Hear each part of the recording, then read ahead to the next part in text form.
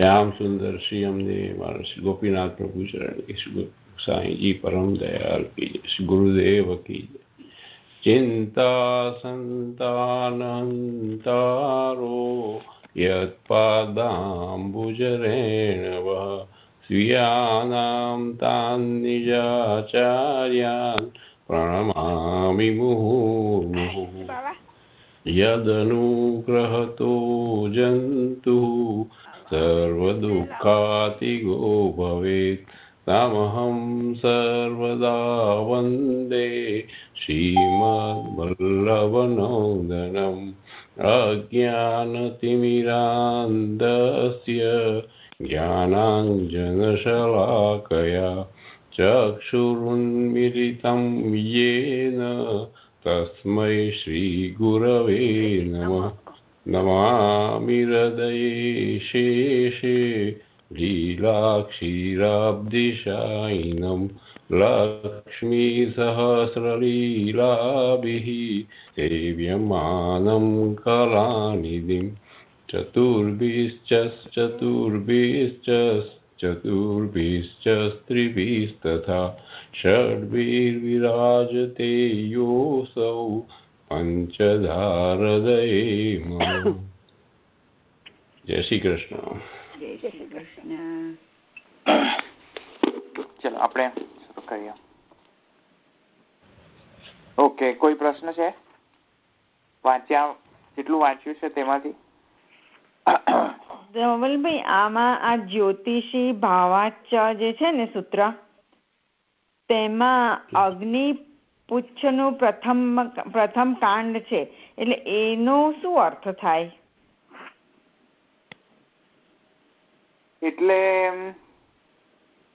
તૈતરીય આરણ્યક છે, તે તૈતરીય આરણ્યક ની અંદર આમ કહ્યું છે. અને એમાં મેન મુખ્ય મુદ્દાની વાત એ છે કે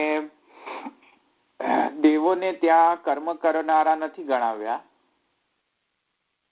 દેવોને ત્યાં ભોગવનારા વર્ણવાયા છે. ત્યાં એ મુખ્ય મુદ્દાની વાત છે અહીંયા આગળ. હવે આરણ્યક ની અંદર જે સ્પેસિફિક શ્રુતિ જે છે કે આ અગ્નિપુચ્છ નો જે છે એ સ્પેસિફિક્સ ની અંદર આપણે નહીં જઈએ, પણ જે મેન મુદ્દાની વાત જે છે અગ્નિપુચ્છસ્ય પ્રથમમ કાંડમ ઇત્યાદિ શ્રુતેશ્ચ જે છે એની અંદર આ બધા શ્રુતિની અંદર મેન જે સમજવાની વાત એ છે કે દેવોનો ત્યાં કર્મ કરતા નથી ગણાવ્યા, ભોગવનારા વર્ણવ્યા છે. એ વસ્તુ અહીંયા ધ્યાનમાં લાવવાની છે. એટલે એમ કે કર્મ કરવાની અધિકાર નથી, એમ કે જરૂર નથી એમ? હા, કેમ કે એ તો માત્ર ભોગ જ ભોગવનારા છે. ઓકે. જેમને ઓલરેડી ભોગ મળી ગયો છે તે શા માટે કર્મ કરે? ઓકે.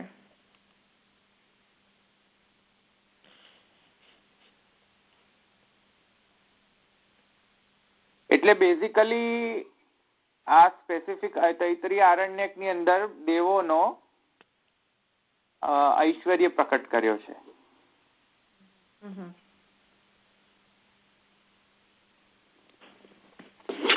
અને કેમ કે તેઓ ઐશ્વર્યવાન છે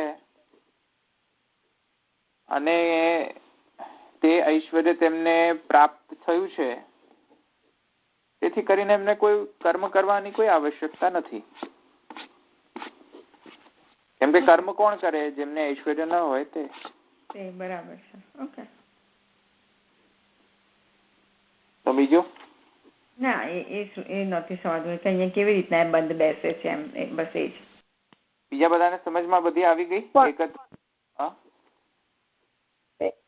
એની પછીનું જે આ છે ને ભાવમ તું બાદરાયણો અસ્તિ, એમાં ઘણા બધું નથી ખબર પડી.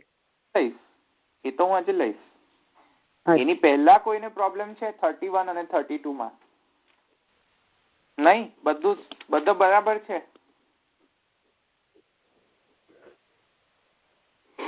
ચાલો પછી સૂત્ર 33 માં જઈએ.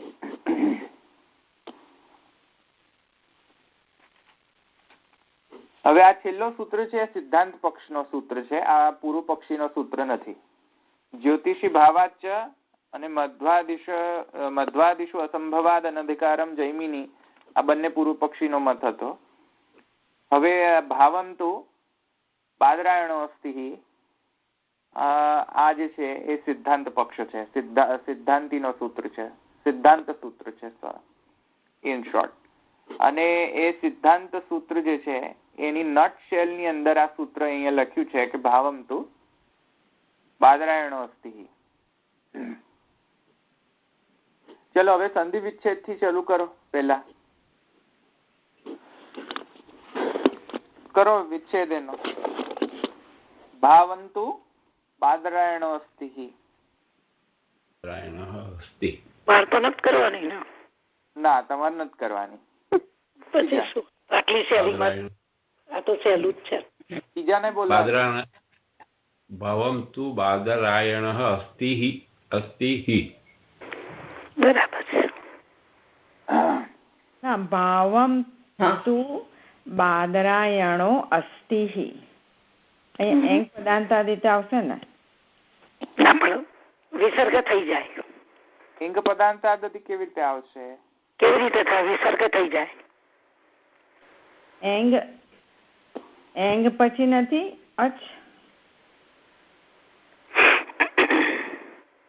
બાદરાયણો નથી ને? પણ ત્યાં બાદરાયણો જે છે એનો પાછો વિચ્છેદ તો કરવો પડશે ને. બાદરાયણ. હા,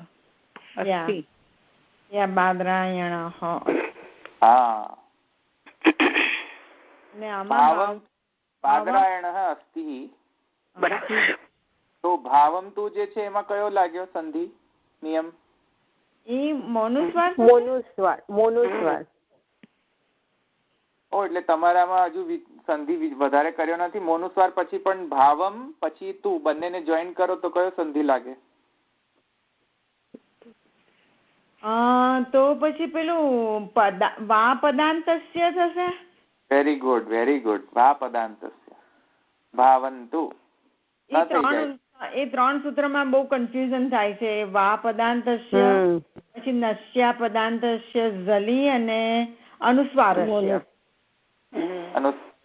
પરત સવર્ણ, પણ એ તો અપદાંત માટે છે. વા પદાંતસ્ય જે છે એ પદાંત માટે છે. ભાવમ જે છે એ પદાંત છે.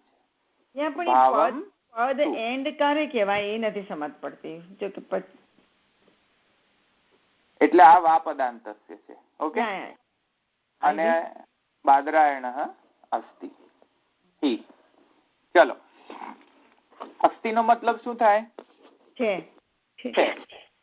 ઈ નો મતલબ શું થાય? પ્રમાણ પ્રસિદ્ધ દ્યોતક.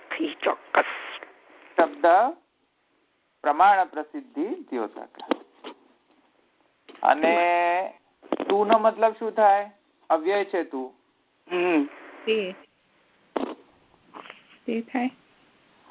હા, શું કહ્યું? ના, તું નો તે ના થાય. હા, પણ થાય. પણ રાઈટ. અને બાદરાયણ તો તમને ખબર છે, વ્યાસ તો સૂત્રકાર આપણા. તો અવંતુ બાદરાયણો અસ્તિ. હવે આને સમજો. પેલા પૂર્વ પક્ષીનો એવો પૂર્વ પક્ષો હતા જે પેલા બે સૂત્રથી પૂર્વ પક્ષીએ પૂર્વ પક્ષ કર્યા કે દેવોનો ઐશ્વર્ય સિદ્ધ છે, દેવો ફલભોગ જ કરનારા છે, અને દેવ જે છે તેથી કરીને દેવ કેમ કેમને ફલસિદ્ધિ ઓલરેડી થઈ ગઈ છે, અને કેમ કે તેઓ બીજાને ફલદાન કરે છે, તેથી કરીને, અને કેમ કે તેમને ઐશ્વર્ય સિદ્ધ છે તેથી એમને કોઈ કર્મ કરવાની જરૂરિયાત અપેક્ષા નથી. આ એક મુખ્ય પૂર્વ પક્ષની આર્ગ્યુમેન્ટ હતી. એને વ્યાવર્તન કરવા માટે પહેલા તો તું શબ્દ મૂકે છે. ઓકે, બરાબર. આ ઉપરના જેટલા પણ પક્ષોના આર્ગ્યુમેન્ટ પૂર્વ પક્ષીએ મૂક્યા તે બધા જ આર્ગ્યુમેન્ટનું વ્યાવર્તન કરવા માટે તું શબ્દ મૂક્યો કે નહીં, આમ નહીં ગણાય. એટલે તું શબ્દ ત્યાં આવ્યો છે. એટલે બહુ પ્રસિદ્ધ નથી વાત, અહીંયા વ્યાવર્ત કરી રહ્યો છું. એટલે વ્યાવર્તન કરવા માટે તું શબ્દ મૂક્યો છે. અને ભાવમ તું,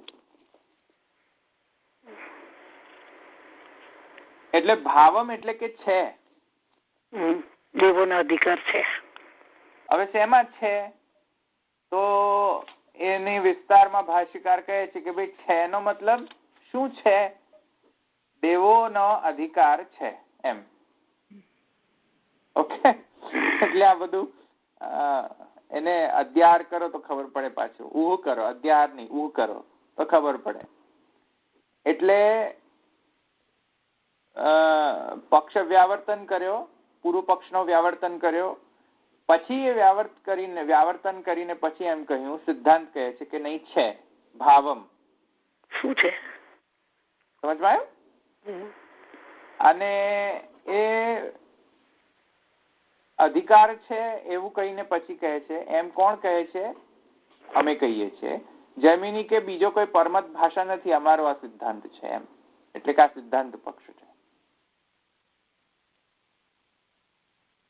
અને હવે એનું ઉપપત્તિ કહે છે અસ્તિ. જસ્ટિફિકેશન શું છે? ઉપરનો વ્યાવર્તન તો કર્યો કે તમે જેટલા પણ પૂર્વ પક્ષ મૂક્યા તે બધાનો વ્યાવર્તન કરીને પછી હું શું કહું છું કે દેવોનો આ બધામાં અધિકાર છે, ભાવમ. અને એ કોણ કહે છે? બાદરાયણ કહે છે. અને એમાં ઉપપત્તિ કેમ શું આપે છે તો કહે છે અસ્તિ. આ સૂત્ર છે એ જ હું કહી રહ્યો છું. હું મારા મતનું કાંઈ લોજિકલી તર્કથી આપીને નથી કહી રહ્યો, જે છે એ જ હું કહી રહ્યો છું. અસ્તિ એટલે જે છે, અને હિ એટલે શાસ્ત્રમાં છે જ, એ જ હું કહી રહ્યો છું.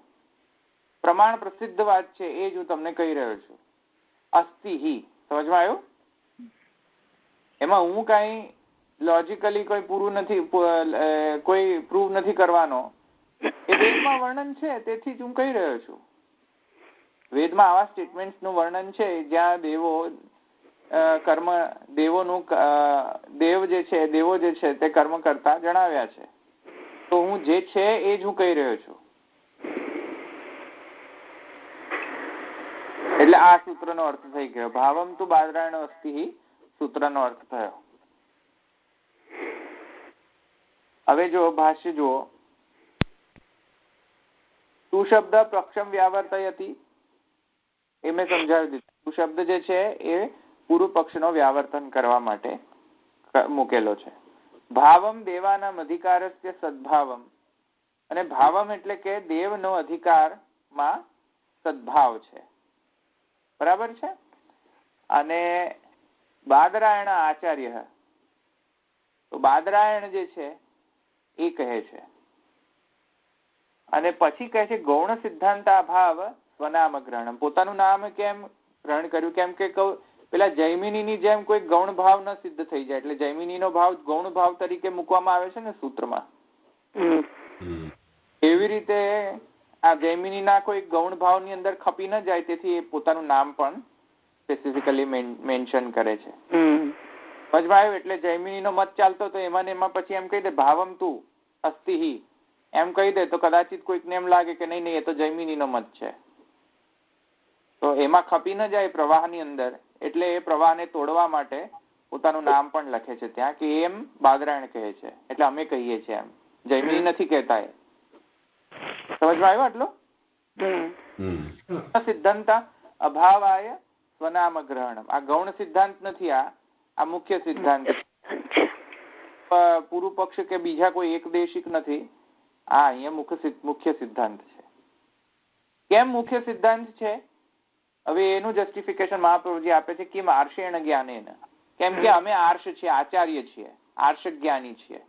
તેથી જે આર્ષ જ્ઞાની હોય તે મુખ્ય સિદ્ધાંત કે. આ ગૌણ સિદ્ધાંત એવા બધા ના કહે, મુખ્ય સિદ્ધાંત જ કહે.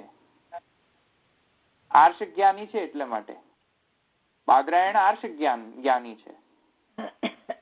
બરાબર. તો કિમ આર્ષેણ જ્ઞાનેન. હવે કોઈ પૂર્વ પક્ષ કરે કે તથા સતી તુલ્યત્વ મત આહ, ભાઈ જૈમિની પણ આર્ષ જ્ઞાની છે, તો જૈમિની આર્ષ જ્ઞાની છે, બાદરાયણ પણ આર્ષ જ્ઞાની છે, તો બંનેના આર્ષ જ્ઞાનમાં શું ફરક છે? તુલ્યત્વ છે આર્ષ જ્ઞાનમાં, સમજમાં આવે? જૈમિની પણ આર્ષ જ્ઞાની છે,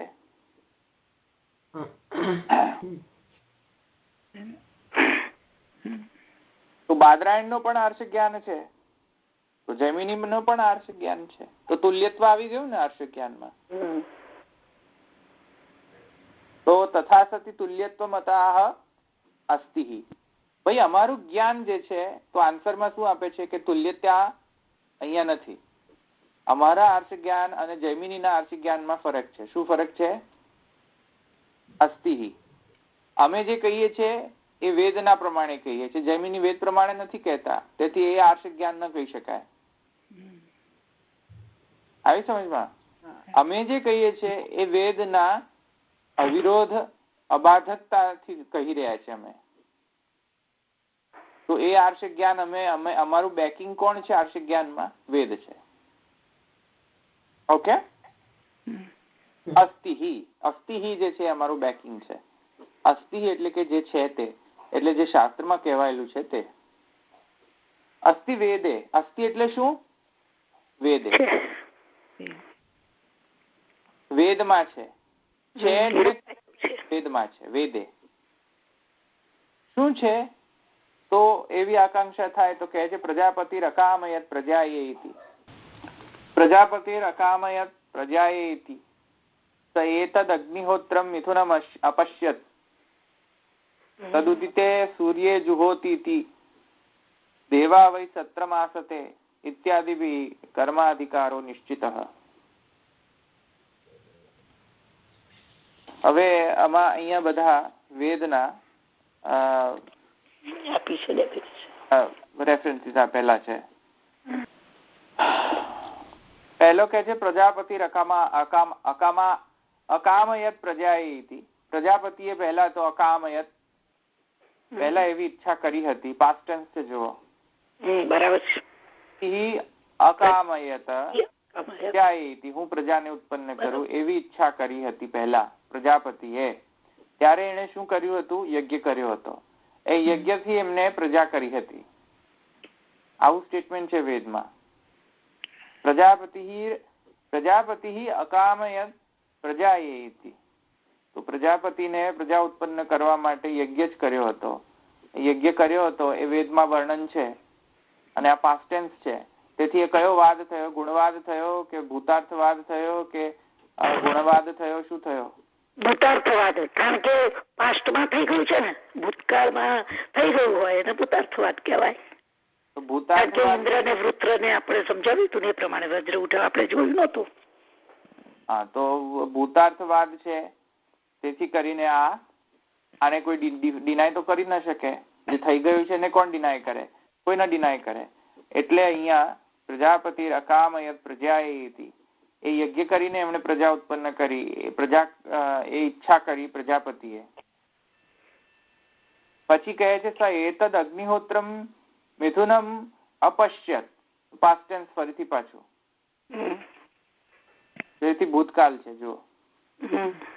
પછી એમણે કહ્યું એતદ અગ્નિહોત્રમ, અગ્નિહોત્ર કર્યો. પછી કહે તદુદિતે સૂર્ય જુહોતી, યજ્ઞ કરવાના દેવોની કેટલા બધાનું વર્ણન છે. પ્રજાપતિનું વર્ણન છે, ઘણા બધા દેવો યજ્ઞ કરતાનું વર્ણન છે. દેવા વૈ સત્રમાસતે, સત્ર કર્યો. આવી રીતે કેટલું બધું છે, કેટલા બધા આવા સ્ટેટમેન્ટ છે વેદની અંદર. તો દેવોનો અધિકાર ત્યાં જ સિદ્ધ થઈ ગયો છે. તેથી કરીને અહીંયા કોઈ આપણે ડિનાય તો ન કરી શકીએ કે દેવોનો કોઈ અધિકાર નથી. પ્રજાપતિ પહેલા સૃષ્ટિ પ્રજા ઉત્પન્ન કરવા માટે જ પહેલા તો યજ્ઞ કર્યો હતો. એને કેવી રીતે ડિનાય કરશો? નહીં કરી શકાય એને ડિનાય. તેથી કરીને આગળ કહે છે તદ્યો દેવાનામ પ્રત્યબુદ્ધ્યત સૈવ તદભવ ઇત્યાદિ તથા પ્રજાપતિ સંવાદે. ઇન્દ્ર પ્રજાપતિ સંવાદની અંદર પણ બ્રહ્મા દેવાનામ ઇતિ ચ, એવી રીતે ઇન્દ્ર પ્રજાપતિ સંવાદની અંદર પણ મેં તમને સમજાવ્યું હતું, રાઈટ? કે પ્રજાપતિ પાસે બ્રહ્મ જ્ઞાન લેવા જાય છે, ઇન્દ્ર ને બીજો અસુર. બરાબર છે. વિરોચન અને ઇન્દ્ર બંને સાથે જાય છે તો ત્યાં પ્રજાપતિ કહે છે કે ભાઈ યજ્ઞ કરીને આવો, પછી તમે જયારે શુદ્ધ જ્ઞાન આપ. બ્રહ્મ જ્ઞાન નો પણ અધિકારી જે છે એ છે ઇન્દ્ર. વિરોચન ન થયો એવા ઘણા બધા ઉપનિષદની અંદર વાક્યો આવે છે. તો તેથી કરીને પણ અહીંયા સિદ્ધ થાય છે કે ઇન્દ્ર જે છે એ કેમ કે દેવગણોમાંનો એક છે, રુદ્રનો એક મુખ્ય છે ઇન્દ્ર રુદ્રોમાં, તો એ રુદ્ર છે. તેથી કરીને બ્રહ્મજ્ઞાન અને કર્મમાં અધિકાર છે. પછી કહે છે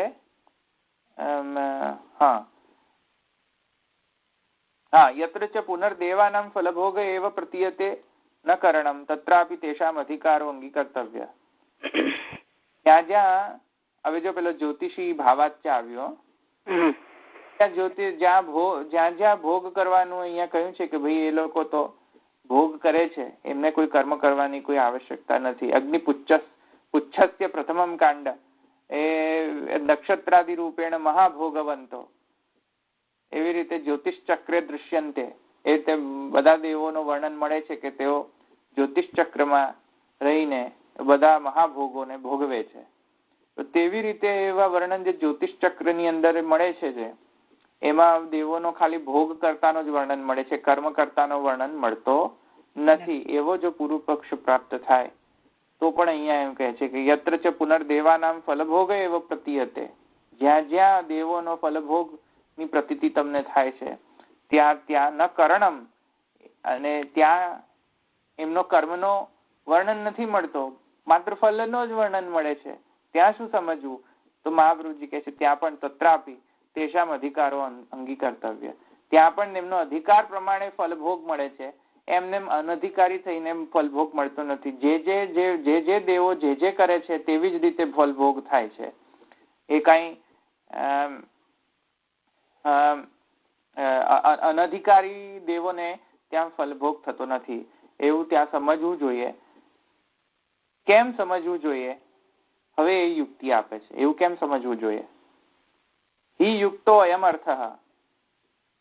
તો કેમ એવું સમજવું જોઈએ? હવે તે કહે છે એતે હિ વસવ આધિદૈવિક ભગવદ અવયવ ભૂતા.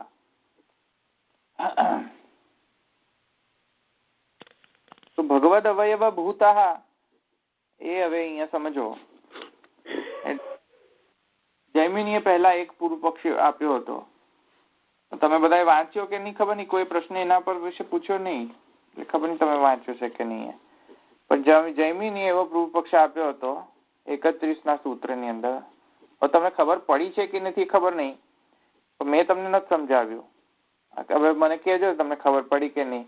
પણ જૈમિનીએ એ પૂર્વ પક્ષ આપ્યો હતો કે જ્યાં જ્યાં વસુને યાદ એમ વસુઓએ યજ્ઞ કરાવ્યો, વસુઓ યજ્ઞ કર્યો એવું જે સ્ટેટમેન્ટ મળે છે, વસુને યાજયત જે છે એવું ત્યાં મળે છે તૈતરીય સંહિતાની અંદર. તૈતરીય સંહિતાની અંદર જે છે વસુઓ પાસે અગ્નિષ્ટોમ યજ્ઞ કરાવ્યો એવું કહે છે. એટલે વસુઓએ અગ્નિષ્ટોમ યજ્ઞ કર્યો. આવ્યું સમજમાં? તો વેદમાં તૈતરીય સંહિતામાં આવું ચોખ્ખું વર્ણન છે કે વસુઓએ યજ્ઞ કર્યો, અગ્નિષ્ટોમ યજ્ઞ કર્યો. એવું ભાગવતમાં મળે જ છે ને, કારણ કે ઉદ્ધવજી વસુ હતા ને ઉદ્ધવજીએ યજ્ઞ કર્યો હતો, ત્યારે ઉદ્ધવજીએ એવી ઈચ્છા કરી હતી કે મને ભગવાન મળે. બરાબર? એ વસુ જ હતા ને એમને યજ્ઞ કરેલો જ હતો. તો તાત્પર્ય એ છે કે મનુષ્યને માટે કે છે, એ વસ્તુ માટે નથી કહેતો, એવું આવે છે અંદર. બરાબર? રાઈટ. પણ એ કઈ રીતે સમજવાનું? એમ કે જે રીતના એમ મનુષ્યો એમ કે કર્મ કરે છે તો વસુના જેવું એમ કે ભોગવે છે એમ, અને મોક્ષ પ્રાપ્ત.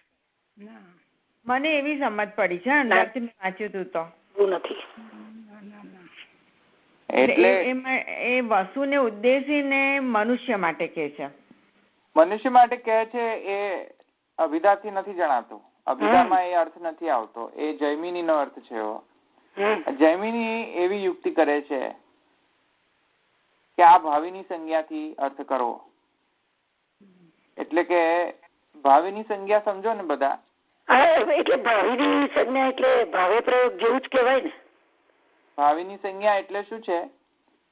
આપણે ભાવે પ્રયોગમાં જ્યાં કર્મ ના હોય ત્યાં કર્તા તરીકે આપણે એનો વિચાર કરીએ, એને ભાવે પ્રયોગ કહેવાય.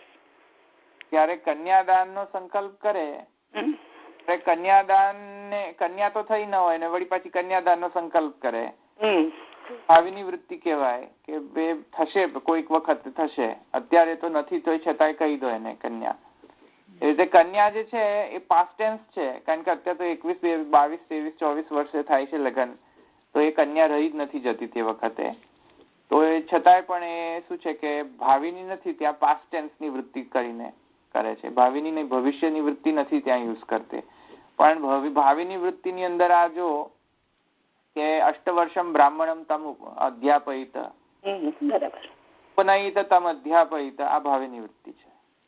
તો અષ્ટવર્ષમ બ્રાહ્મણમ ઉપનયિત તમ અધ્યાપયિત, 8 વર્ષના બાળકને ઉપનયન કરાવો અને પછી અધ્યાપન કરાવો, અધ્યાપન કરવું. આવી રીતે જે આજ્ઞા મળે છે વેદમાં, તે વેદમાં કોને આપવામાં આવી છે? બ્રાહ્મણને થોડી આપવામાં આવી છે. જે બ્રાહ્મણ નથી એને આપવામાં આવી છે.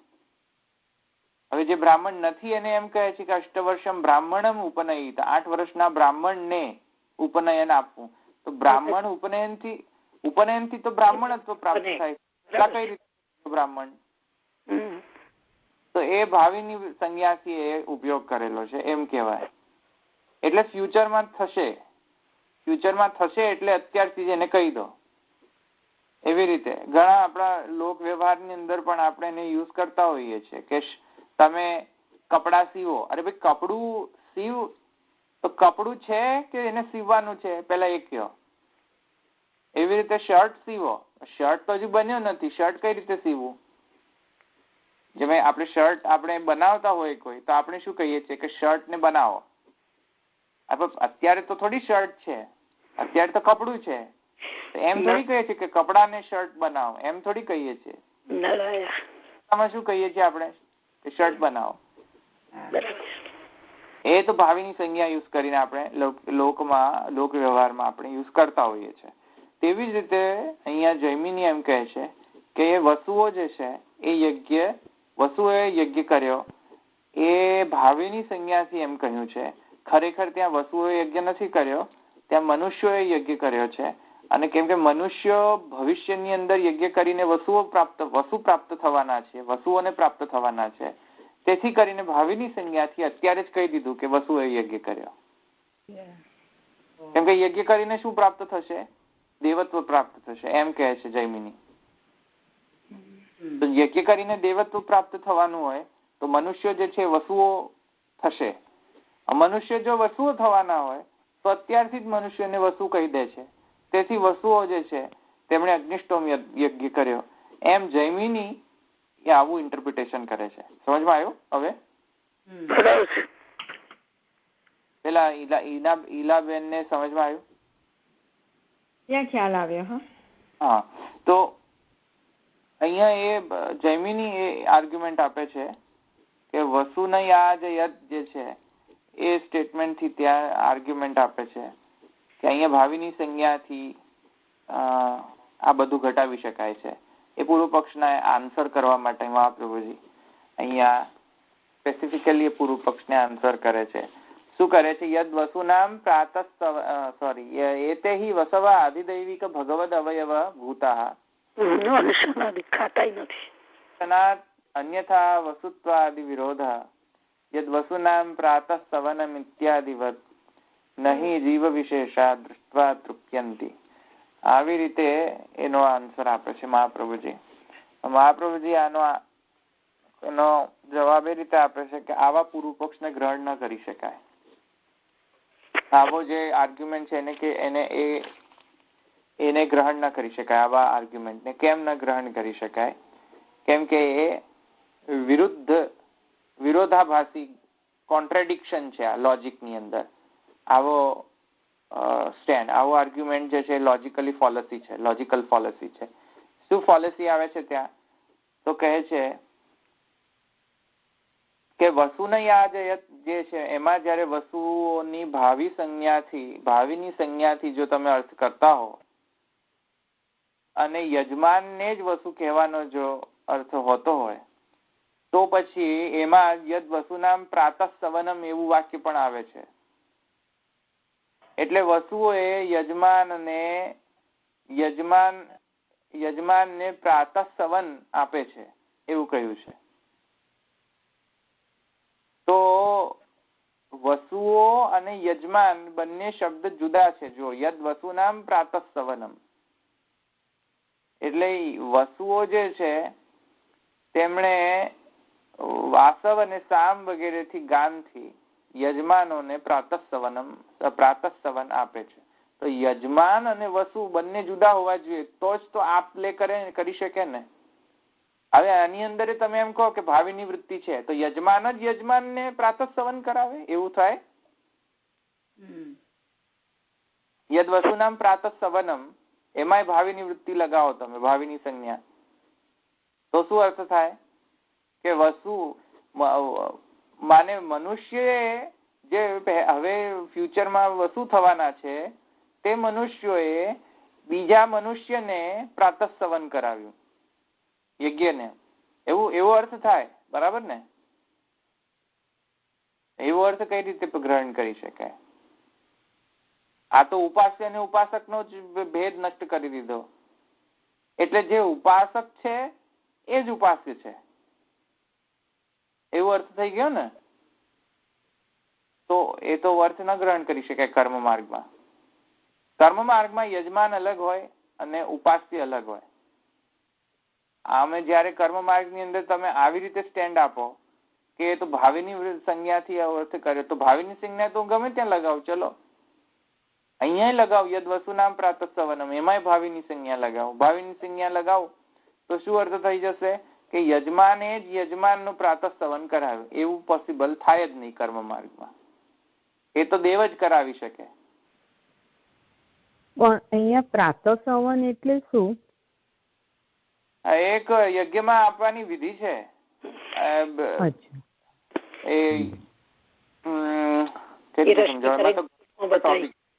યજ્ઞમાં જેને આપણે હોમ કરતા હોઈએ, અત્યારે મારે ડિટેલમાં નથી જોવું કારણ કે પેલા રશ્મિકારે ઘણું બધું કહ્યું છે આના, તો એમાં અત્યારે નથી એટલું ઇમ્પોર્ટન્ટ. પણ એ યજમાન જે છે એ જ્યાં સુધી દેવનો કૃપા ન પ્રાપ્ત થાય તો યજમાન કર્મ પર આગળ ન કરી શકે, કર્મ આગળ કરી જ ન શકે. એટલે પ્રાતઃસવન રૂપી કૃપા પ્રાપ્ત ન થાય એટલું અત્યારે એકદમ હાઈ લેવલ પર સમજી જાઓ કે દેવની કૃપા ન થાય ત્યાં સુધી એ તત્ત દેવને તમે કર્મ કરી ન શકો, એટલે કર્મનો ફળ તમને પ્રાપ્ત ન થઈ શકે. હવે આ જે છે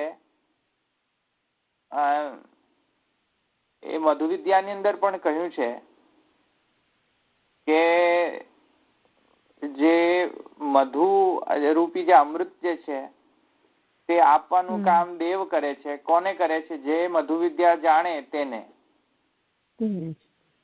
તો એવી રીતે કર્મ કરવામાં પણ દેવની કૃપા ન હોય ત્યાં સુધી એ કર્મ ન કરી શકે. તો એ અહીંયા કહે છે કે કૃપા કરનાર અને કૃપા લેનાર બંને જુદા હોય તો કર્મ થઈ શકે ને. યદ્વતુનામ પ્રાતઃસવનમ. તો ત્યાં ભાવિની સંજ્ઞા લગાડીને તમે અર્થ કરો કે નહીં એ તો મનુષ્ય જ છે. એ મનુષ્ય કેમ કે ભાવ ફ્યુચરની અંદર એ વસ્તુ થવાનો છે એટલે કરીને ત્યાં આ સ્ટેટમેન્ટ મનુષ્ય માટે જ વપરાયું છે. એમ જો તમે આર્ગ્યુમેન્ટ કરો તો અહીંયા વિરોધ પ્રદર્શન થશે, કોન્ટ્રાડિક્ટરી મિનિંગ આપશે. એટલે એમણે એવું તમે કીધું ને છેલ્લે કે મનુષ્ય વસ્તુ પછી પહેલા મનુષ્ય થશે, મનુષ્ય એનો મિનિંગ લીધો ને, તો એટલે કે એટલે વસ્તુ નથી ને પહેલા પછી એ મનુષ્ય થાય ને પછી એ વસ્તુ થાય એમ. ના અત્યારે મનુષ્ય વસ્તુ બને એમ.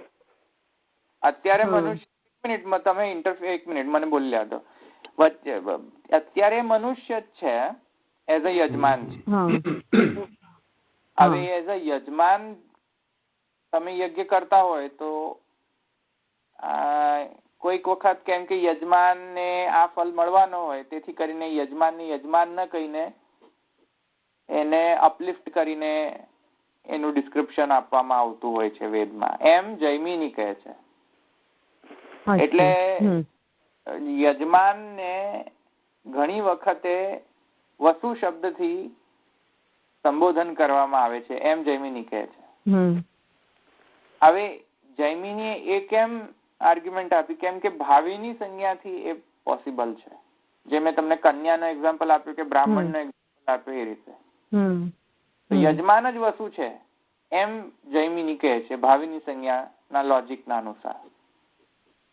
હવે આ પૂર્વ પક્ષને જો લાઇટમાં રાખીએ તો મહાપ્રભુજી શું કહે છે આને કોન્ટ્રાડિક્ટ કરવા માટે કે જો આવા મિનિંગમાં બીજા સ્ટેટમેન્ટ પર પણ અપ્લાય કરીએ, એટલે કે યદ વસુનામ પ્રાતઃ સવનમ, એ સ્ટેટમેન્ટમાં પણ આ જ લોજિક એપ્લાય કરો તો વસુ શબ્દનો ત્યાં મુખ્ય અર્થ શું થશે? વસુ નહીં થાય, શું થશે? યજમાન થશે. યજમાન થશે. હવે યજમાન જ સવન કરાવે યજમાનને, એ કઈ રીતે હોય? ના ખબર પડી. હવે તો એ તો કોન્ટ્રાડિક્ટ થઈ ગયું ને. ક્યાંક તો તમને કન્સિડર કરવું પડશે ને કે વસ્તુઓનો અભિધાર્થ સમજવો પડશે. ભાવિની સંજ્ઞાથી કઈ રીતે તમે આ તો ગમે તે રીતે તમે તો અર્થ કરો છો એમ. અભિધાર્થ લેવો જ પડશે ને ક્યાંક તો. બરાબર. બીજા બધાને ખબર પડી? એટલે પ્રાતઃ સવન કરાવવા માટે બીજું કોઈ જોઈએ એવો અર્થ થયો. હા એક્ઝેક્ટલી. બે વ્યક્તિ હોય તો થાય એમ. પછી જે મનુષ્ય છે એ તો વસુ પછી થવાનું છે, અત્યારે તો મનુષ્ય જ છે. એક્ઝેક્ટલી. તો એ કહે છે કે બધા વાક્યમાં જો ભાવિની સંજ્ઞા લગાડો તો આવા બધા લોચા આવશે, તમને કોન્ટ્રાડિક્ટરી મીનિંગ આપશે ને. તો એ તો નહીં કરી શકાય. ભાવિની સંજ્ઞા રૂપ પૂર્વ પક્ષ એ યોગ્ય પૂર્વ પક્ષ નથી. બરાબર. ઓલરાઈટ. એટલે કહે છે કે એક મિનિટ ક્યાં ગયો, પાછું જતો રહ્યો. હા, તો યદ્વસુનામ પ્રાતઃ સવનમ ઇત્યાદિવત નહીં જીવ વિશેષા દૃષ્ટ્વા તૃપ્યંતિ. અહીંયા મધુ વિદ્યાના કન્ટેક્સ્ટની અંદર કહેલું છે કે જીવ વિશેષ જોઈએ ને તો મધુને જોવા માત્રથી તો તૃપ્તિ થાય નહીં. થાય? મનુષ્યને કઈ જોવા માત્રથી તૃપ્તિ થાય? મનુષ્યની લાચારી શું છે?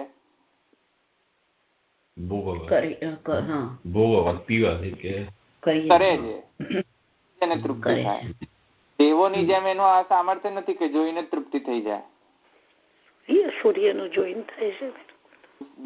જેમ જોઈને મધુને જોઈને તૃપ્ત થઈ જાય, અમૃતને જોઈને તૃપ્ત થઈ જાય છે દેવો, તેવી રીતે કઈ મનુષ્યની અંદર એવી કોઈ સામર્થ્ય નથી. તો મનુષ્યને અને દેવો વચ્ચે ડિફરન્સ છે કે નહીં? હોય તો પછી કેમ કહો છો કે ભાવિની સંજ્ઞા એપ્લાય કરો? અહીંયા ભાવિની સંજ્ઞા એપ્લાય કરી જ ન શકાય. અહીંયા પછી બધા સ્ટેટમેન્ટમાં ભાવિની સંજ્ઞા કરો. એટલે આ પ્રોબ્લેમ છે, એ પ્રોબ્લેમને સોલ્વ કરવા માટે કહે છે કે નહીં, આ તો બધું રોંગ બધો ઇન્ટરપ્રિટેશન કરો છો તમે સ્ટેટમેન્ટ્સના. કેમ કે તમને નથી લાગતું કે દેવો યજ્ઞ કરી શકે છે, તેથી એમને ભાવિની સંજ્ઞામાં ઘટાવી લો છો. પણ ક્યાં સુધી ભાવિની સંજ્ઞા લેશો? કેટલા હદ સુધી તમે કયા સ્ટેટમેન્ટમાં ભાવિની સંજ્ઞા એપ્લાય કરશો? પ્રજાપતિ રકામયત પ્રજાએ, ત્યાં ભાવિની સંજ્ઞા છે? ત્યાં તો પ્રજા જ ઉત્પન્ન નથી થઈ, મનુષ્ય જ ઉત્પન્ન નથી. તો મનુષ્ય કઈ રીતે અકામય પ્રજા એ કરી શકે? ન કરી શકે ને. તો કઈ ભાવિની સંજ્ઞામાં બધા એપ્લાય કરવા જાવ તો કઈ ઉલટો જ મિનિંગ આપે બધે. તો એવું તો ન થાય. તો એ કહે છે અન્યથા વસુત્વાદિ વિરોધ. જો કન્સિડર કરો તો વિરોધ આવી જાય, વસુત્વ ઇત્યાદિ નો વિરોધ આવી જાય. કેમ?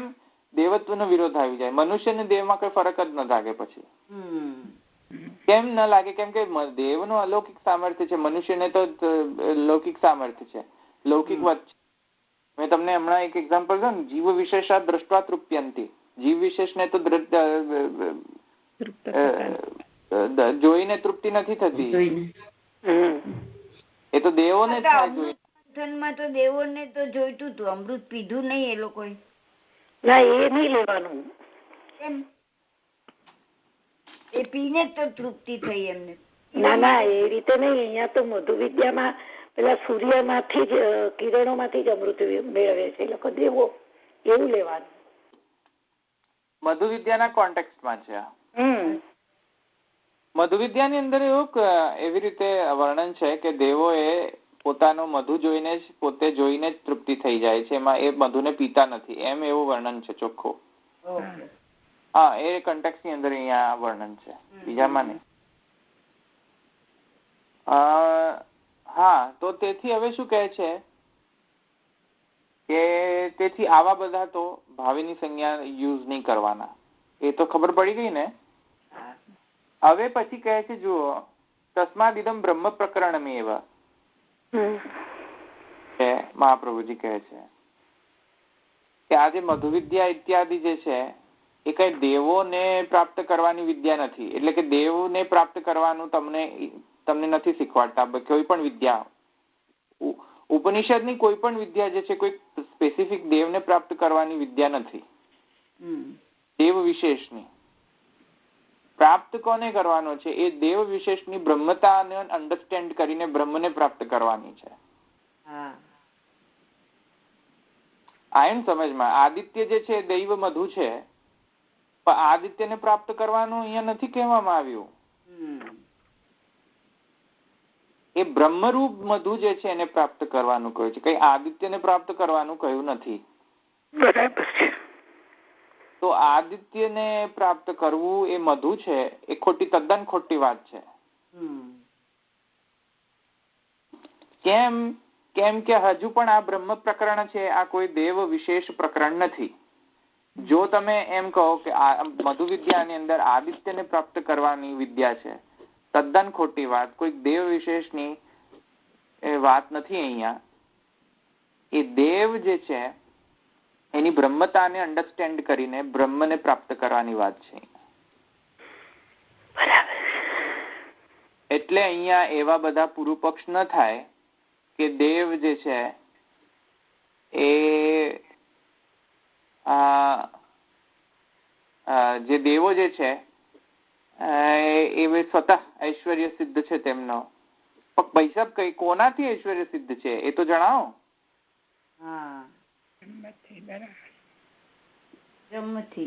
કૃત્ય અધિકરણ માંથી જુઓ ને, કોનાથી ઐશ્વર્ય પ્રાપ્ત છે? એમને ભોગ કેવી રીતે પ્રાપ્ત છે? તમે સ્વર્ગમાં અલૌકિક સ્વર્ગ જુઓ છો, એ ભગવાનના સામર્થ્યને કારણે દેવોનો સામર્થ્ય ઉત્પન્ન થાય છે.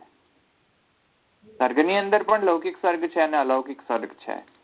એવી જ રીતે વૈકુંઠમાં વિજય જે છે એમની સ્થિતિ છે ભગવાનની. તો સ્થિતિની ડેફિનેશન એવી જ છે, વિજય પ્રાપ્તિ.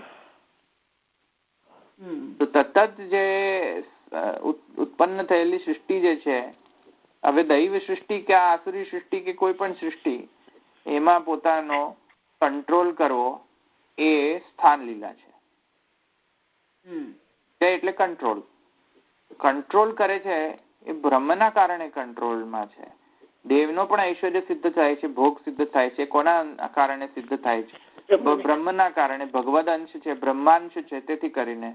નહીં તો એમનો શું ગતિ? એમને આવા બધા ઐશ્વર્ય જે છે કઈ રીતે કોણ સિદ્ધ કરી આપવાનું હતું? નહીં સિદ્ધ કરી આપવાનું હતું. સમજમાં ને? એમને એમ કઈ સ્વતઃ સિદ્ધ નથી. એ બધું ભગવદ અંશ છે, તેથી એ સિદ્ધ છે. આવી સમજમાં? એથી મહાપ્રભુજી કહે છે કે આ બધા દેવો જે છે એ ઉપનિષદમાં દેવને ઉપાસના કરવા નથી કહ્યું. ઉપનિષદમાં કોઈ દેવ સ્પેસિફિક વિશેષને ઉપાસના કરવી એ ઉપનિષદનો કે વેદનો તાત્પર્ય નથી. વેદનો તાત્પર્ય એ છે દરેકે દરેક દેવ જે છે એ સર્વસમર્થ છે. એ કેમ સર્વસમર્થ છે? કેમ કે એ બ્રહ્મ જે છે એણે આ બધા જુદા જુદા રૂપ ધારણ કરેલા છે. તેથી સર્વસમર્થ છે કે કહે છે દરેક દેવને એ બ્રહ્મતયા કહે છે, નોટ દેવ વિશેષતયા. એટલે અહીંયા વેદ માં જેટલા પણ દેવો છે, અશ્વિની કુમાર ઇત્યાદિ, વિષ્ણુ ઇત્યાદિ, સૂર્ય ઇત્યાદિ, આદિત્ય, વસુ ઇત્યાદિ જેટલા પણ દેવોનો એટલી બધી પ્રશંસા છે સંહિતાની અંદર. એ બધા એ દેવોને સંહિતાની કે બીજા બધા જે વૈદિક શાસ્ત્ર જે છે એ બધાની અંદર જે પ્રશંસા છે એ સ્તુતિ છે એ બ્રહ્મની સ્તુતિ છે, કોઈ દેવ વિશેષની સ્તુતિ નથી. કે પોલિથિસ્ટિક પેગાન નથી. આ મોનિસ્ટિક પોલિથિઝમ છે. પોલિથિસ્ટિક પેગાન નથી. આ દેવો છે ગ્રીક ગોડ્સ નથી. અહીંયા સમજો, ગ્રીક ફિલોસોફીની અંદર ગ્રીક ગોડ્સમાં કેટલા બધા દેવો છે, રાઈટ? ગ્રીક ગોડ તો સમજો ને, ગ્રીસની અંદર એ બધો જે એમની જે ગ્રીક ફિલોસોફી જે છે ને એની અંદર કેટલા બહુ બધા દેવો છે. હવે એ ગ્રીક ફિલોસોફીને આ ક્રિશ્ચિયન મિશનરીઝ જે છે તેમણે જબરદસ્ત એનો નિરાસન કર્યો કે આટલા બધા દેવતાઓ ગ્રીક ફિલોસોફીની અંદર, તો આની શી જરૂર છે તમને? અને એટલે બે કહે છે કે તમે બધા જંગલીઓ છો, તમને કઈ ખબર નથી પડતી ફિલોસોફીની અંદર. આટલા બધા દેવોને તમારે કરવાનું શું હોય? તો એ ક્રિશ્ચિયન મિશનરી ક્રિશ્ચિયાનિટીની જે ફિલોસોફી છે એ કહે છે કે એક ગોડ તો એક જ છે, આટલા બધા ગોડ ના હોઈ શકે. પહેલી વાત તો ક્રિશ્ચિયનો આપણને કહે છે કે તમારા 33 કરોડ દેવતા છે, એવું કેમ? હા, તો એ અહીંયા પણ આપણામાં પછી એ લોજિક દોડાવે છે. એમના ગ્રીક ફિલોસોફીની અંદર એમને એમ એવું કહ્યું. હવે અને પછી અહીંયા આપણા વૈદિક ફિલોસોફીની અંદર પણ એ લોકો એમ જ કહે છે કે આટલા બધા દેવોને તમને શું જરૂરિયાત છે? તમારામાં કોઈ એક કોમન યુનિફિકેશન પોઈન્ટ નથી. અમારામાં તો ખાલી એક જ ગોડ છે, બીજા કોઈ ગોડ જ છે જ નહીં અમારામાં. અને આપણે એમ કહીએ છીએ કે ભાઈ અમે બધા જ ગોડ છીએ, ગોડ સિવાય છે જ નહીં કાંઈ બીજું. અને એમની તદ્દન ઉલટી જ ફિલોસોફી છે કે એ ગોડ એક જ છે. આપણે એમ કહીએ છીએ કે ભાઈ બે ગોડ સિવાય કશું છે નહીં, બીજું બધું જુદું છે. હવે એ તો અમે માનીએ છીએ કે એકમેવ અદ્વિતીયમ, ગોડ એક જ છે તો અમે માનીએ છીએ, અદ્વિતીય છે, એકમેવ પાછા અમે તો કહીએ છીએ કે એક જ ગોડ છે. પણ એ ગોડ જે છે એના different names, forms and functions ના હોઈ શકે? એવો કેવો ગોડ કે એક જ નામ ધારે, એક જ ધારે અને એક જ રૂપ ધારણ કરી શકે? એવો કેવો તમારો ગોડ? ખબર જ છે ને આપણને શું કરે.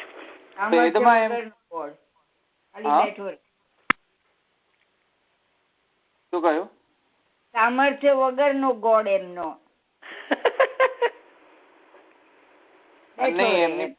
એ પાછું સામર્થ્ય એ રીતે ગણે છે કે હમણાં જ હું મોલમાં હું જતો હતો ત્યારે બધી બુકલેટ્સ વેચતા હતા. તો બુકલેટ ની અંદર એક નાની બુકલેટ મને પણ આપી. હું બેઠો હતો, જોયું, એક જ પેજ વાંચ્યું કે ભાઈ જીસસ ખાલી સેવિયર છે, બીજો કોઈ સેવિયર નથી. મેં કહ્યું આ તો કઈ ઇલોજિકલ વાત છે એકદમ. સમજમાં તો એ તો ઇલોજિકલ વાત છે એકદમ. લોજિક જ નથી આની અંદર કોઈ જાતની. તો એવું કેવું કે એક જ વ્યક્તિ ખાલી સેવ કરી શકે, બીજો કોઈ સેવ જ ન કરી શકે? અને જો નો પુત્ર છે ને એમને કે સન છે, ગોડ તો નથી એ પણ પાછો. હા, એ તો છે એ જ આર્ગ્યુમેન્ટ અહીંયા છે કે અમારામાં ઘણા બધા ગોડના પુત્ર પ્રકટ થયા, તો અમારામાં શું એ સેવિયર વાળી વૃત્તિ અમારામાં નથી સામર્થ્ય? ચલો હવે બોલો. હવે અમારા ત્યાં રામકૃષ્ણ પ્રકટ થયા છે, કેટલા બધા સેવિયર પ્રકટ થયા છે. હવે એ સેવિયર નહીં, તમારો જ સેવિયર? કઈ ઇલોજિકલ વાત છે, લોજિક નથી એમાં. તો તમારો જ સેવિયર છે. ઓનલી પાછી લખે છે, તો ઓનલી લખવું હોય તો લખો, કઈ વાંધો નથી. આવો એવા આર્ગ્યુમેન્ટ ને કોણ બાય કરે? કોઈ ના કરે બાય. તો અમે એમ કહીએ છીએ કે અમારામાં તો કેટલા બધા સેવિયર, તમારામાં તો એક જ સેવિયર છે, અમારામાં આટલા બધા સેવિયર છે. ચલો હવે બોલો. અમને તો ફ્રીડમ છે કે અમે ચૂઝ કરીએ, અને એટલી બધી ફ્રીડમ આપે છે કે આપણે કોઈકને સેવિયર બનાવી શકીએ છીએ, એટલી સામર્થ્ય આપણામાં પણ છે. તો એ રીતે અહીંયા પણ દેવ જે છે એ બ્રહ્મનો અંશ થઈને એ દેવમાં સામર્થ્ય આવે છે, ઐશ્વર્ય આવે છે. સતઃ ઐશ્વર્ય સ્વતઃ સામર્થ્ય નથી આવતો. અને તેથી કરીને મહાપ્રભુજી કહે છે કે જો દેવોને સ્વતંત્રતયા ઉપાસ્ય ગણો તો વેદમાં અનિત્યતાનો દોષ આવીને રહેશે ને રહેશે જ. વેદ નિત્ય છે એ એટલા જ માટે નિત્ય છે કેમ કે અલૌકિક સર્ગ અને લૌકિક સર્ગ એ બંને બ્રહ્મમાંથી પ્રકટ થયેલા છે. બ્રહ્મ એ કોમન યુનિફિકેશન પોઈન્ટ છે, અને ઉપાસના પણ બ્રહ્મની જ કરવાની છે, કોઈ દેવ વિશેષની કરવાની નથી. આ સમજ્યા વગર જો તમે કોઈ દેવ વિશેષની વેદમાંથી ઉપાસના ગ્રહણ કરતા હોય તો વેદ અનિત્ય થશે અને ડેફિનેટલી થશે. કેમ કે સાધ્ય દેવ છે અને સિદ્ધ દેવ છે. સિદ્ધ દેવ જે હોય તો પછી એનું વર્ણન કરવું સાધ્ય ન થઈ શકે, અને જો સાધ્ય હોય તો હિસ્ટ્રીમાં કન્વર્ટ થઈ જશે. હિસ્ટ્રીમાં કન્વર્ટ થશે તો નિત્યતાનો ભંગ થઈ જશે. એટલે વેદ સિદ્ધદેવનું વર્ણન કરે છે કે સાધ્યદેવનું વર્ણન કરે છે? સિદ્ધદેવનું માત્ર ખાલી વર્ણન કરતો હોય વેદ, તો પછી કર્મ કરવાનું કશું જરૂરત જ નથી, સિદ્ધ જ છે. અને જો સાધ્યદેવનું જ વર્ણન કરતો હોય, સિદ્ધનું વર્ણન જ ન કરતો હોય, તો મતલબ કે વેદ પોતે અનિત્ય થઈ ગયો, તો શાસ્ત્ર અનિત્ય થઈ ગયો. ઓકે, એટલે મહાપ્રભુજી કહે છે કે આ અપ્રોચ થી જો તમે વેદને જોશો અને કર્મ માર્ગને અપ્રોચ કરશો તો વેદ ડેફિનેટલી અનિત્ય થશે ને થશે. એટલે કરીને ભગવદ અંશતયા આને સમજશો બધા જ દેવોને તો કોઈ પ્રોબ્લેમ નથી. બ્રહ્માંશ તરીકે જોશો તો કોઈને કોઈ પ્રોબ્લેમ નહીં આવે. જો જુદા જુદા સમજશો, પેલા પોલિથિસ્ટિક પેગાનની જેમ, ખબર નહીં એ લોકોનામાં ઝઘડો નહીં થતો હોય પોલિથિસ્ટિક પેગાનની અંદર, તો પેલો ઝિયુસ પેલાની જોડે ઝઘડતો હોય. ઝિયુસ એટલે આપણો વિષ્ણુ હોય, આપણા વિષ્ણુ ને એ લોકો ઝિયુસ કહે છે. ઝિયુસ મૂવી જોવો કે નહીં તમે લોકો બધા? એ જોવો, ગ્રીક મૂવીઝ જોવો તમે, થોડા મજા આવે તમને.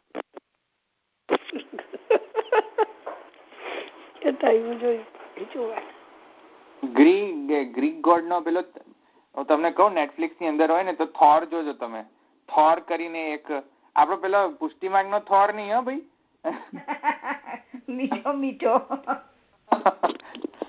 એક મૂવી છે થોર કરીને, જોજો. એમાં ઝુઇસ કરીને એક દેવ છે, ગ્રીક ગોડ. ઓકે, એનો પુત્ર થાય છે અને પુત્ર ધરતી પર એનો પતન થાય છે, અને પછી બધી સ્ટોરી ચાલુ થઈ જાય છે પછી. ઓકે, એટલે વિષ્ણુ પુત્ર નીચે આવે છે બેઝિકલી. તો એ જોજો તમે, મજાનું છે મૂવી. એ મૂવી જોવો જરા, તો તમને થોડી ગ્રીક ફિલોસોફી ને અન્ડરસ્ટેન્ડિંગ.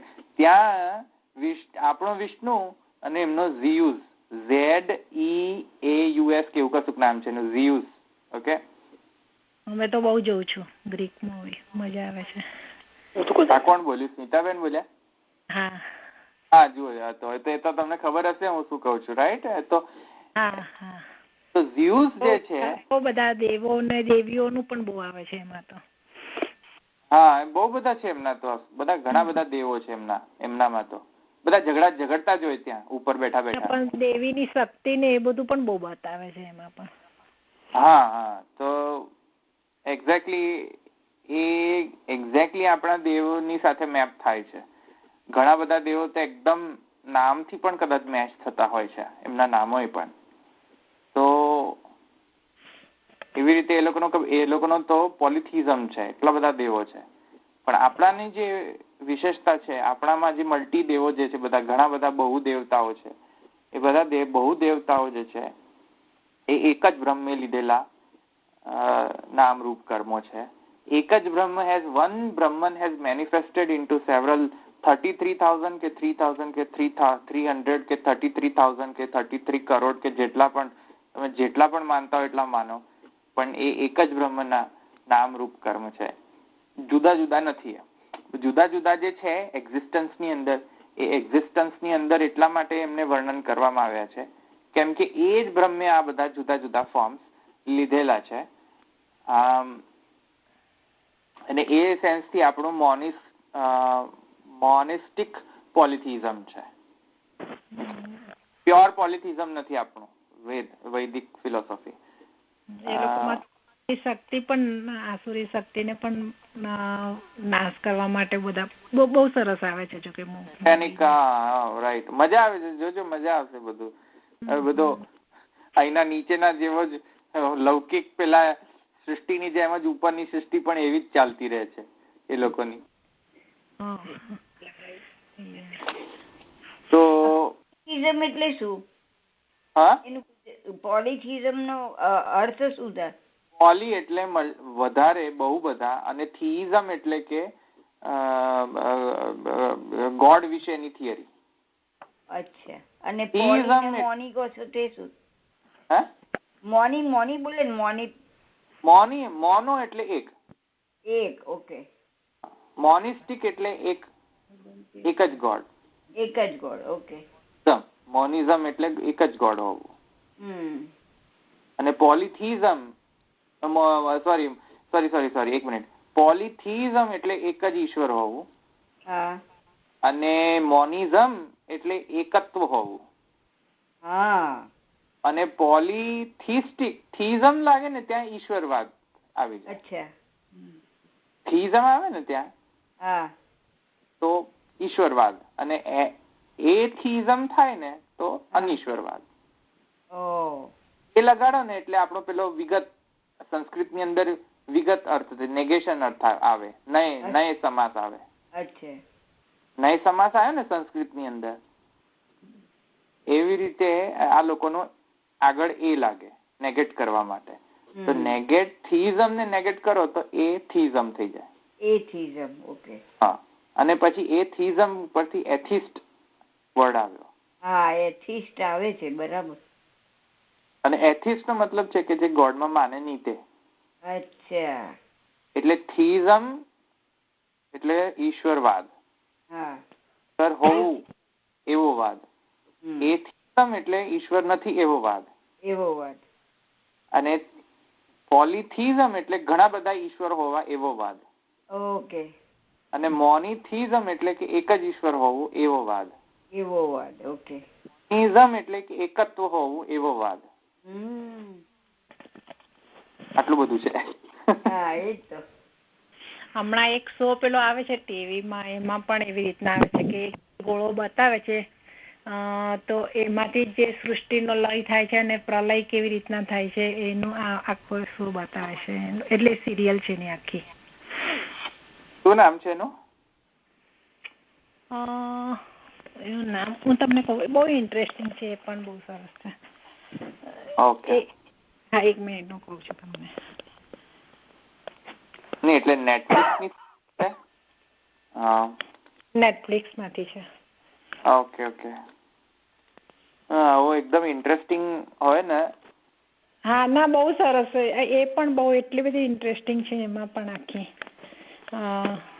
એમાં આખી ગોરીલા ને સર્પ ને એની કેવી રીતના ખાવાનું ને એમાં કેવી રીતના બહુ સરસ બતાવે છે કે આ આખું આફ્રિકાના લોકો જે હોય છે ત્યાંથી આખી સૃષ્ટિ ક્યાંથી પેદા થઈને પછી એમાં જ લઈ કેવી રીતના કરે છે ને એ બોલ થી કેવી રીતના લોકો નાખી બચાવે. બહુ સરસ છે સિરિયલ એ પણ.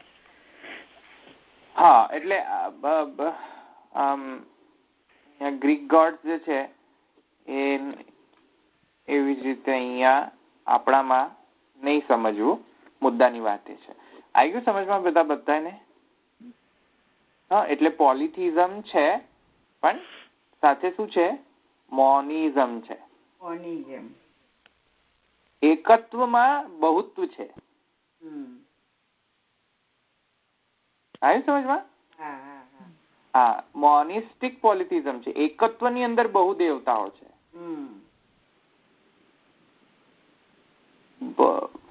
બહુ દેવતાઓ એકલું જ માત્ર નથી. અહીં રાખીએ આપણે. હા, તો આ અધિકરણ પૂરો થઈ ગયો.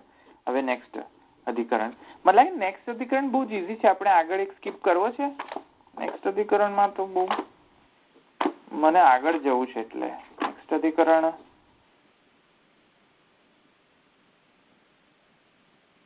નેક્સ્ટ અધિકરણ I am gonna skip it. હા, ઇટ્સ વેરી ઈઝી. ધવલભાઈ થોડું અધિકરણનું થોડુંક આમ એ મિનિંગ જેવું થોડુંક સમજાવી દો તો સારું, એટલે અમે ફોલો કરી શકીએ. હા, ઠીક છે. હું તમને અધિકરણ અર્થ સમજાવી દઈશ. બરાબર? પછી તમે જાતે વાંચી લેજો. બરાબર? ઈઝી છે બહુ જ. હું તમને અધિકરણનો અર્થ સમજાવી દઈશ. આપણે તો પછી નેક્સ્ટ ટાઈમ હું અધિકરણ અર્થ સમજાવી દઉં. પછી 9મો અધિકરણ આપે છે. 9મો અધિકરણ નહીં, સોરી, ક્યાં ગયું? 10મો અધિકરણ. કંપના અધિકરણ. કંપના અધિકરણ પણ એકદમ ઈઝી જ છે. પણ એનીવેઝ કંપના અધિકરણ લેવું પડશે. કંપના અધિકરણ આપણે લઈ લઈએ. પ્રણયના ચરણ કેરો ભરોસો,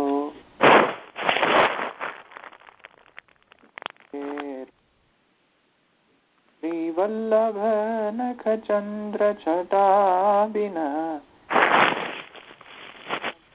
તેરો ભરોસો, પ્રણયના ચરણ કેરો साधन और नहीं या कली में जासो हो यनिवेरो, सूर का कहे त्रिविधाम धरो, बिना मूल को चेरो भरोसो, प्रणय चरण के. वल्लभादेश की जय. श्री गोपीनाथ प्रभु चरण की जय. गोसाई जी दयाल की जय. श्याम सुंदर श्री अम्ने महारानी की जय. राधेश की जय. सर्वे वैष्णव. जय श्री कृष्ण. जय श्री कृष्ण. जय श्री